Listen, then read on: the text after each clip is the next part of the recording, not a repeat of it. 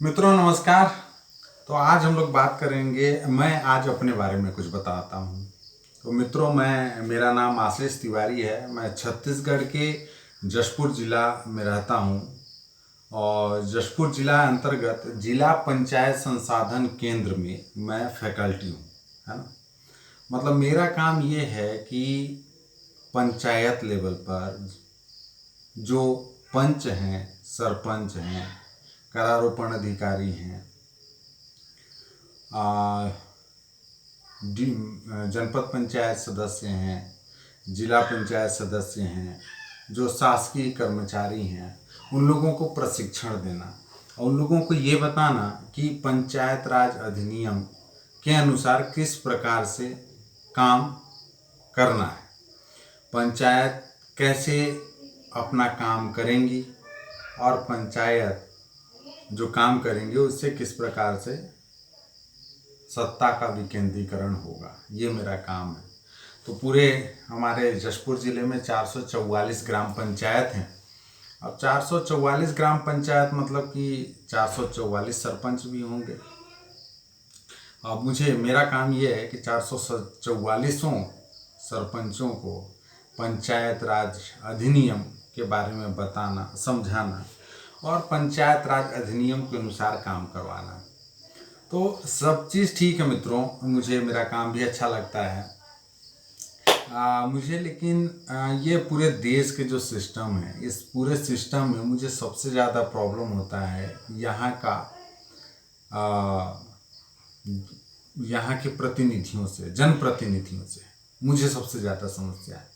क्योंकि 100 में से 90 जनप्रतिनिधि को पता ही नहीं होता है कि वो जनप्रतिनिधि अब बने हुए हैं तो क्यों बने हैं, उनको क्या काम करना है, उनका कैसे काम होगा। ठीक है, एमएलए है, उसको पता ही नहीं है कि मेंबर ऑफ लेजिस्लेटिव असेंबली तो वो बन गया है, लेकिन उसका पावर कितना है, उसको क्या क्या काम करना है। ठीक है, कितने प्रकार के विधानसभा सत्र हैं, उसमें उनको क्या बोलना है, क्या करना है, नहीं करना है, पता ही नहीं है। तो उनका नेता जो होता है, मुख्यमंत्री जो होता है, वो मुख्यमंत्री जैसा जैसा बोलता है वैसा वैसा उन लोग कर देते हैं। ठीक है, होता क्या है, इससे हम लोगों का नुकसान हो जाता है, जो आम आदमी है वो उन लोगों का नुकसान होता है। तो ये तो मैं एमएलए का बात बताया, मेंबर ऑफ लेजिस्लेटिव असेंबली का बताया। संसदों का भी स्थिति ऐसा ही है, मेंबर ऑफ पार्लियामेंट का भी स्थिति ऐसा ही है कि तो इससे मुझे पीड़ा है। तो मुझे लगता है बल्कि सरकार को तो कोई कोर्स चालू कर देना चाहिए। ठीक है, कि ये कोर्स में जो डिग्रीधारी होंगे वही चुनाव लड़ सकेंगे, कम से कम उससे पास आउट होकर के लोग जाने तो कि नेता लोग को करना क्या होता है। ठीक है, कितने सत्र होते हैं, कैसे भाषण देना है, कैसे योजना बनाना है, कैसे काम करना है। अब लो भाई, पता ही नहीं है और पहुंच गए विधानसभा। ठीक है, तो ये मुझे बड़ा समस्या लगता है। तो हमारे केवल सांसद महोदय लोग या फिर मेंबर ऑफ लेजिस्लेटिव असेंबली जो है, एमएलए लोग हैं, उन्हीं की स्थिति तो दयनीय है। तो आप सोच सकते हैं कि जो ग्राम पंचायत लेवल पे जो पंच होंगे, जो सरपंच होंगे, उनको कितना जानकारी होगा।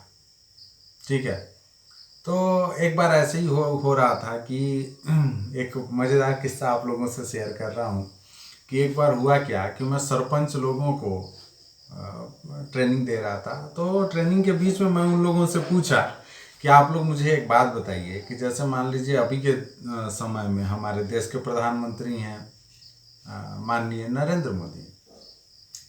तो नरेंद्र मोदी जी चुनाव जब लड़ने से पहले उन्होंने अपना घोषणा पत्र बनाया था और उस घोषणा पत्र में उन्होंने बताया था कि अगर मैं प्रधानमंत्री बनता हूं तो मैं ये काम करूंगा, ये काम करूंगा, ये काम करूंगा।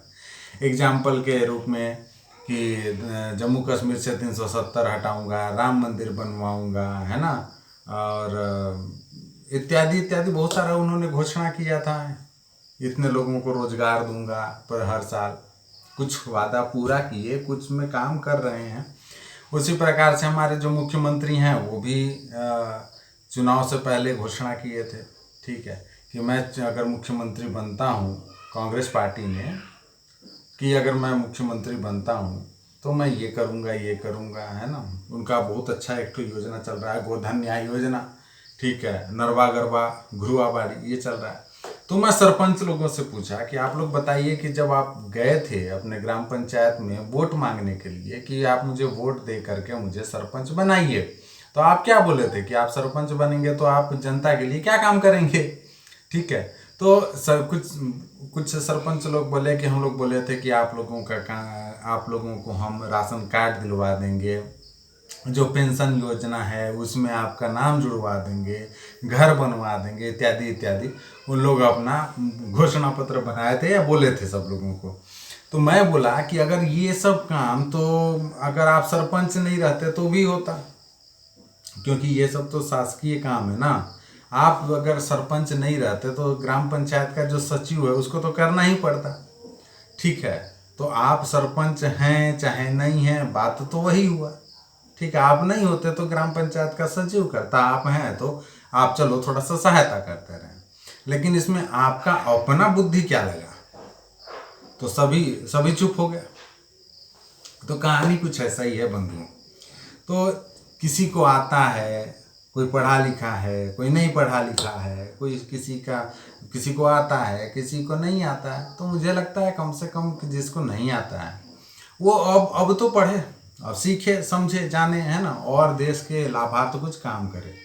और मेरा तो वही विचार है कि हमारे देश में जैसे डॉक्टर के लिए एमबीबीएस होता है, इंजीनियर के लिए इंजीनियरिंग कॉलेज होता है, आर्किटेक्टों का कॉलेज होता है, उसी प्रकार से पॉलिटिशियन लोगों का भी कॉलेज होना चाहिए, ठीक है। और उसका बकायदा उस कॉलेज में एडमिशन ले करके और इसके बाद चुनाव लड़ करके जीते, ताकि उसको पता हो कि मैं जब अगर एमएलए बन रहा हूँ तो मेरे पास क्या क्या रिस्पॉन्सिबिलिटी है, मुझे क्या क्या करना है।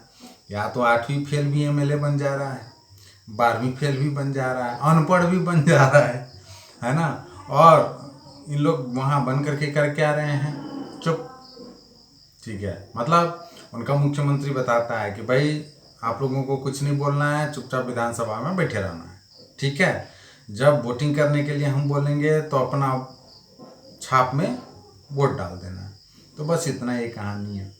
तो मुझे लगता है आज नहीं तो कल ऐसा निश्चित रूप से होगा जब राजनीतिज्ञों के लिए भी कोई ना कोई कॉलेज खुलेगा और उस कॉलेज में उन लोगों को पहले पास आउट होंगे उस कॉलेज से, इसके बाद ही नेता बनेंगे, ठीक है। तो आज यही विचार अपना व्यक्त करना था आप लोगों के समक्ष, ठीक है। साथ ही मुझे ये भी बताना था कि मैं कहाँ रहता हूँ, क्या करता हूँ।